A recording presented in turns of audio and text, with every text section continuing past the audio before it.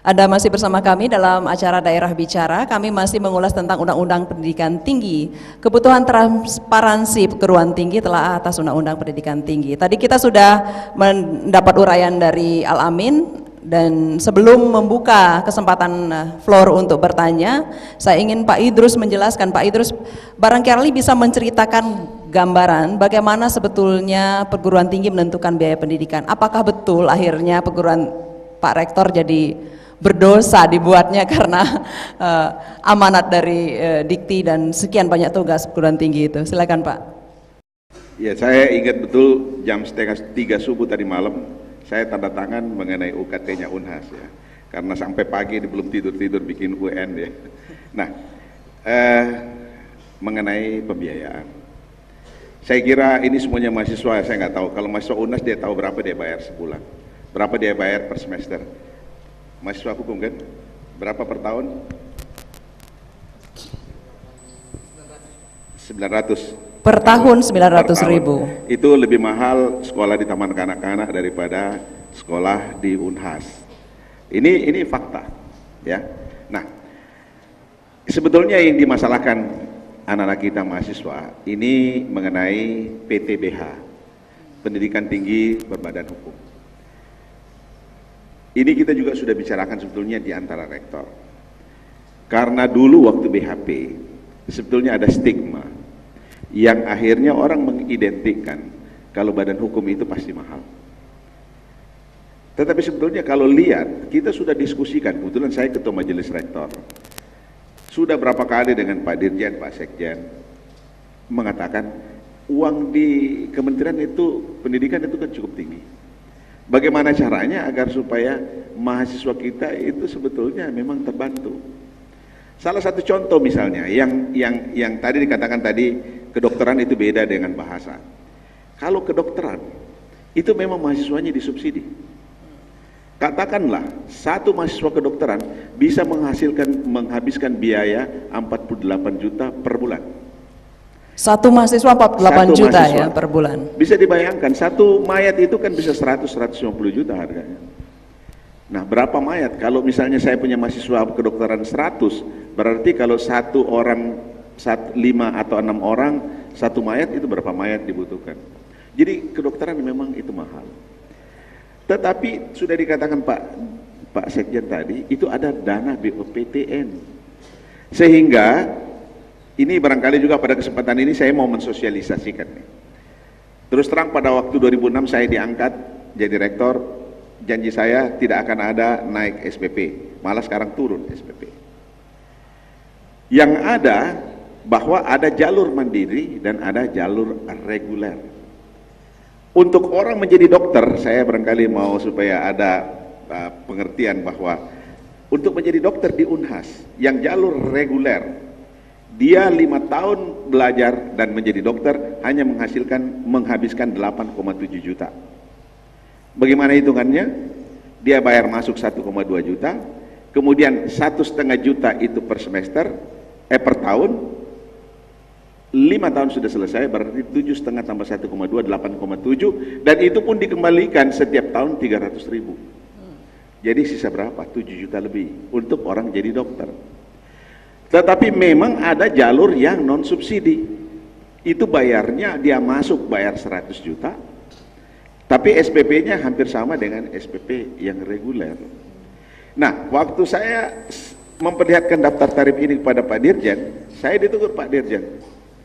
Wah Pak Rektor, kalau bisa, ini kan saya udah ngasih BOPTN, bisa nggak dikurangin? Saya bilang kan ini kalau saya hitung, dana yang saya dapatkan misalnya dari BOPTN, dari jalur mandiri dengan BOPTN yang dikasih, itu besar. Saya bilang Pak Dirjen, kalau Pak Dirjen setuju, gratis pun saya gratiskan.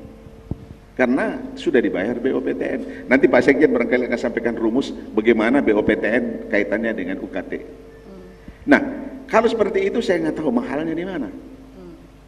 Kalau tadi dikatakan Ananda ini bahwa di USU ada yang bayar per semester itu sekian, itu kan masing-masing.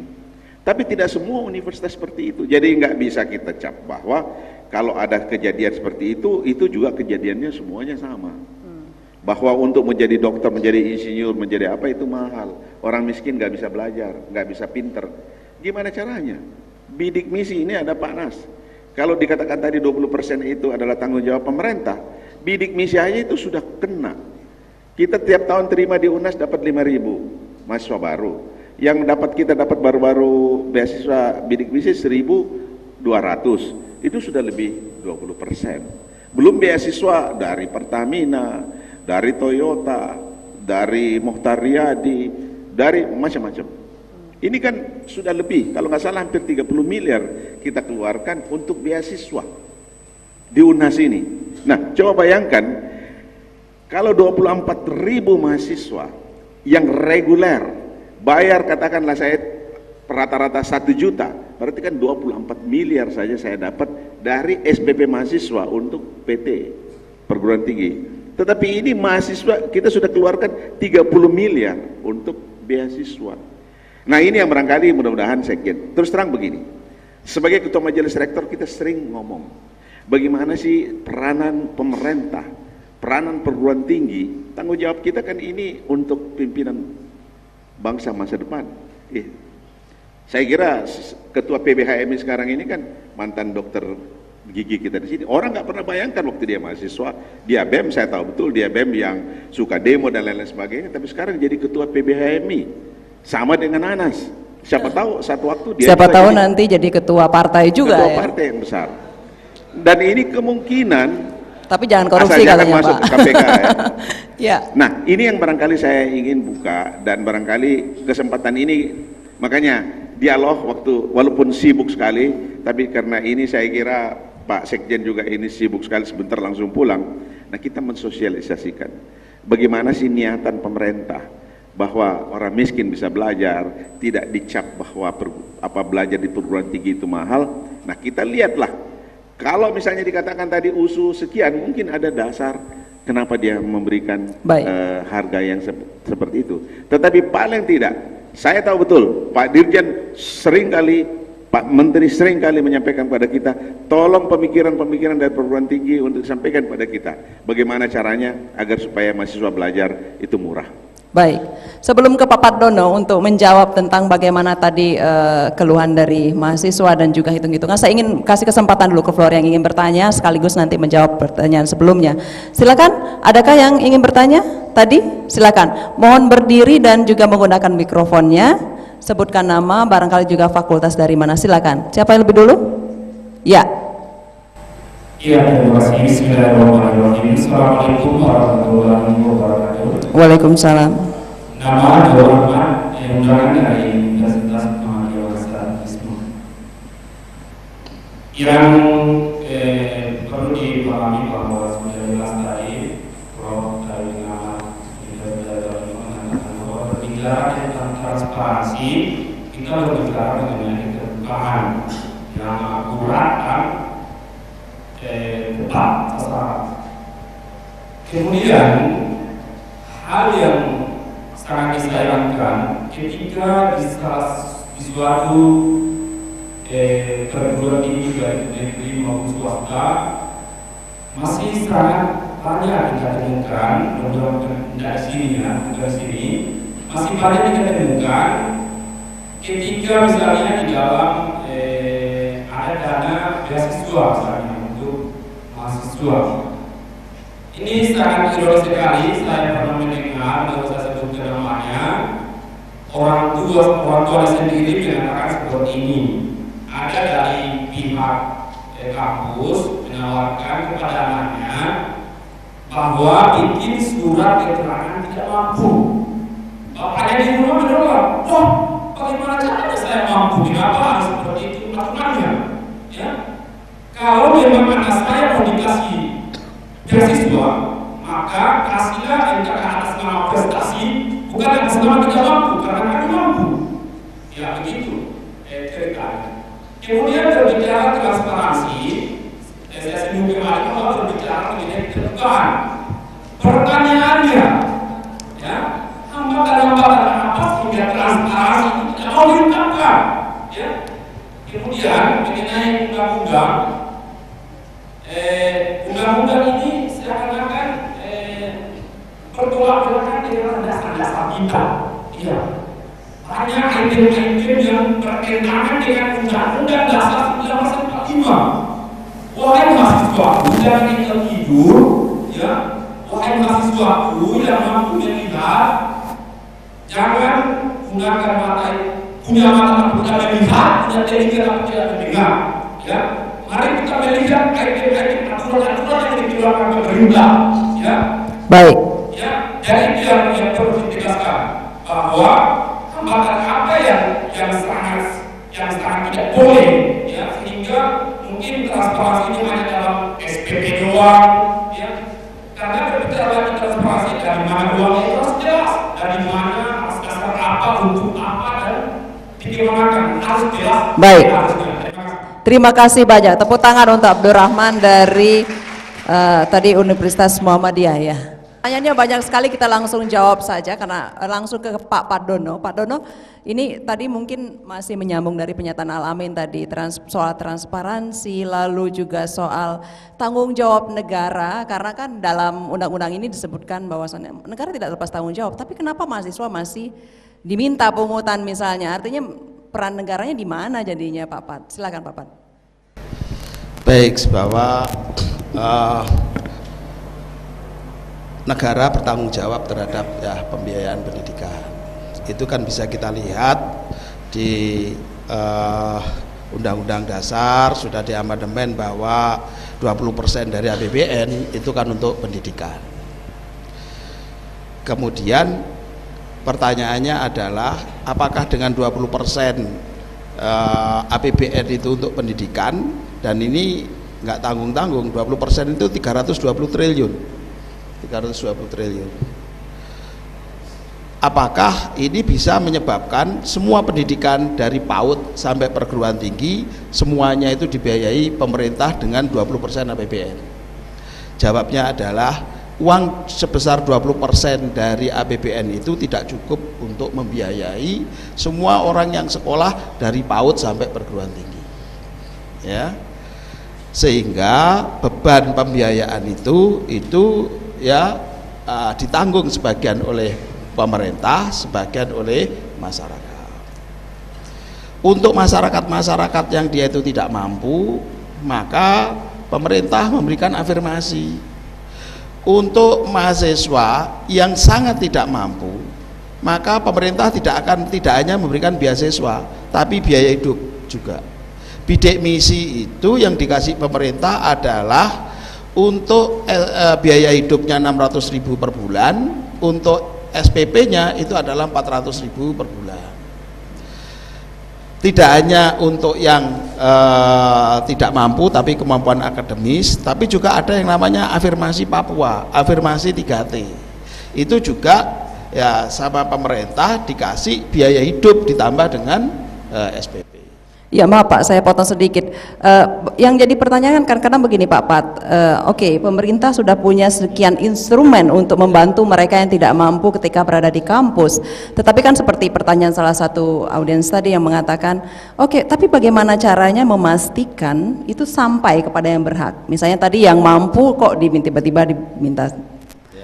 Nah, bagaimana? Ini siapa yang sebetulnya berperan memastikan semua instrumen itu diterima oleh orang yang berhak? Jadi ada beberapa instrumen yang kita gunakan. Yang pertama adalah SOP memberikan bidik misi itu kepada siapa. Itu ada SOP-nya yang memastikan bahwa anak yang menerima bidik misi itu bisa dipastikan bahwa dia keluarga tidak mampu. Salah satu SOP-nya itu adalah orang tua yang bersangkutan itu harus didatangi untuk melihat di kehidupan sehari-harinya bahwa dia tidak hanya miskin di atas kertas, tetapi memang di dalam kehidupan kenyataannya dia adalah miskin. Itu di SOP-nya itu sudah gitu. Yang kedua, kalau itu sudah dilakukan, maka ada audit yang dilakukan secara berlapis. Yang pertama itu oleh Inspektorat Jenderal, itu mengaudit di perguruan tinggi, termasuk yang diaudit itu adalah apakah betul mahasiswa yang menerima bidik misi itu betul-betul tidak mampu. Yang kedua itu adalah dari SPI, Kemdikbud, Dirjen Dikti. Yang ketiga itu dari BPK. Jadi berlapis-lapis. ya ininya untuk memastikan bahwa bidik misi itu akan betul sampai pada sasaran yang dituju. Tadi ada pertanyaan bahwa kenapa kalau ngasih beasiswa gak usah ditanya apakah ini mampu atau enggak. Beasiswa itu macam-macam, digunakan untuk tujuan yang berbeda-beda. Ada beasiswa prestasi. Kalau mahasiswa itu berprestasi, meskipun dia mampu, maka dia eligible untuk mendapatkan beasiswa berprestasi.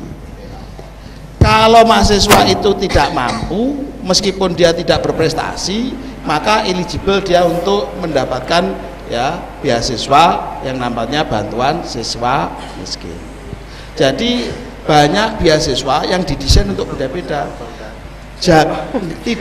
Tidak boleh kalau mahasiswa itu cocoknya itu untuk mahasiswa berprestasi, beasiswa berprestasi, dan daftarnya di ya tidak mampu. Ya, kalau yang tidak mampu itu kriteria seleksinya untuk orang tidak mampu. Yang berprestasi kriteria seleksinya adalah orang yang mahasiswa yang. Ini berarti beban tanggung jawab untuk menyeleksi ada di perguruan tinggi ya, untuk memastikan ini tepat sasaran seperti itu. Bahwa Dikti itu mengeluarkan juknisnya, ya. SOP untuk menetapkan siapa eligible untuk mendapatkan beasiswa berprestasi, siapa eligible beasiswa untuk tidak mampu, dibuat Dikti, kemudian perguruan tinggi itu menjalankan. Dikti kemudian mengawasi pelaksanaan mulai dari rekrutmen maupun penyalurannya, itu Dikti mengawasi. Baik. Melalui audit-audit. Baik, Pak Abdul Rahman, tadi ada pertanyaan juga mengenai apa sebetulnya hambatan yang dihadapi sehingga beberapa perguruan tinggi ini disebut atau dicap tidak transparan. Rata-rata ini problemnya apa ini Pak? Yang Anda lihat Pak Abdul Rahman?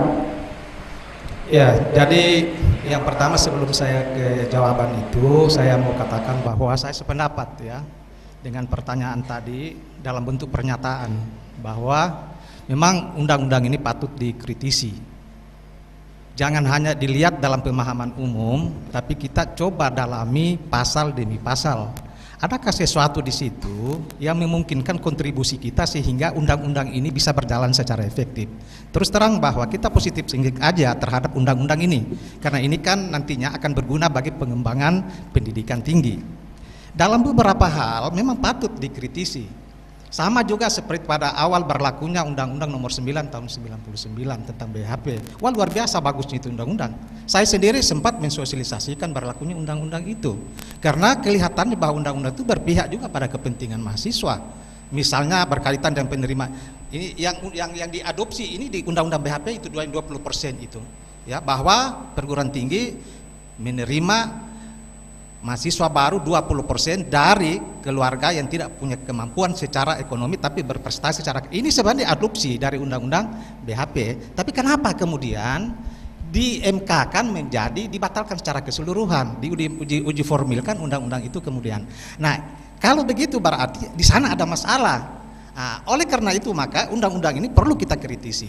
Misalnya salah satu di antara yang perlu kita kritisi adalah tadi penentuan standar operasional pendidikan tinggi.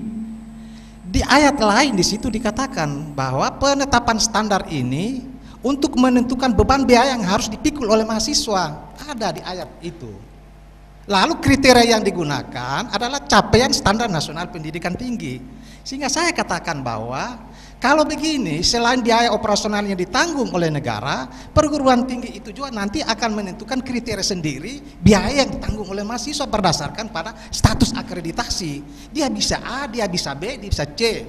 Kalau A tentu beda dengan B, B tentu beda dengan C.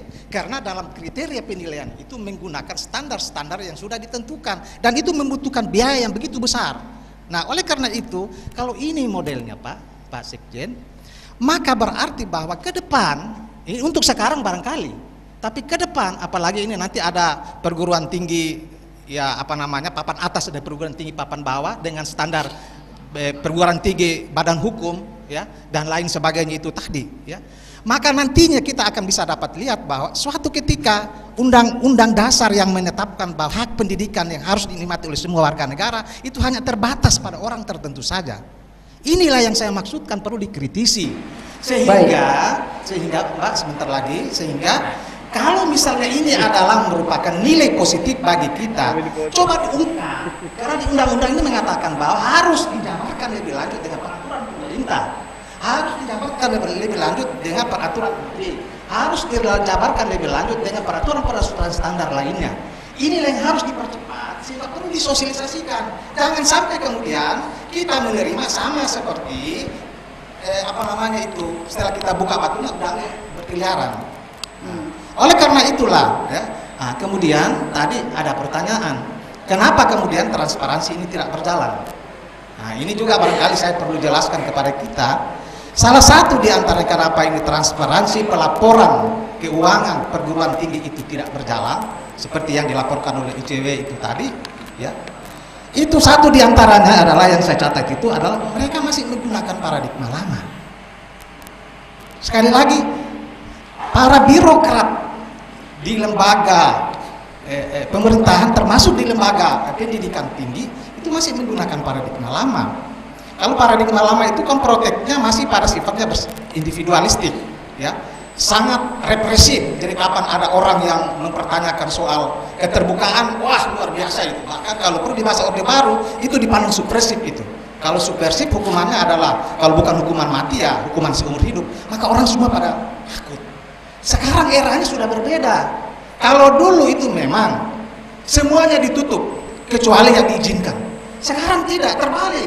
Semuanya dibuka kecuali yang dilarang, yang tadi yang dimaksud. Ini yang ada dalam Undang-Undang Kebebasan Informasi Publik yang ada dalam Undang-Undang Nomor 14 Tahun 2004. Baik.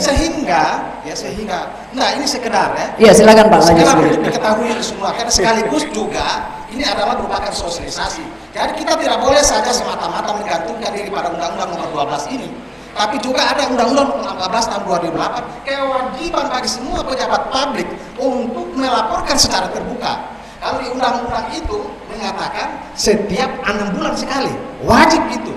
Nah, sedangkan di Undang-Undang Nomor 12 ini setiap tahun. Nah, oleh karena itu maka kapan pejabat publik tidak memberikan informasi seperti yang dimintakan, ini menjadi masalah. Bisa diperkarakan melalui mediasi dan bisa juga diperkarakan melalui adjudikasi. Itu dalam Undang-Undang KIP. Ya. Tetapi kalau kita berdasarkan pada Undang-Undang Nomor 5/86 bisa langsung melalui peradilan tata usaha negara. Ini semua Bapak Ibu sekalian, saudara sekalian, ini dalam rangka menciptakan suatu pemerintahan yang bersih dan berwibawa. Sebab kapan tidak seperti itu nantinya? Terima kasih Pak Abdul Rahman. Tadi ada sejumlah pertanyaan lagi yang belum terjawab, termasuk juga istilah anak muda sekarang Pak Idrus curhat colongan, namanya curhat soal Unhas gitu. Nanti Pak Idrus berarti harus menjawabnya, sekaligus kita menampung beberapa pertanyaan lagi. Tapi setelah pesan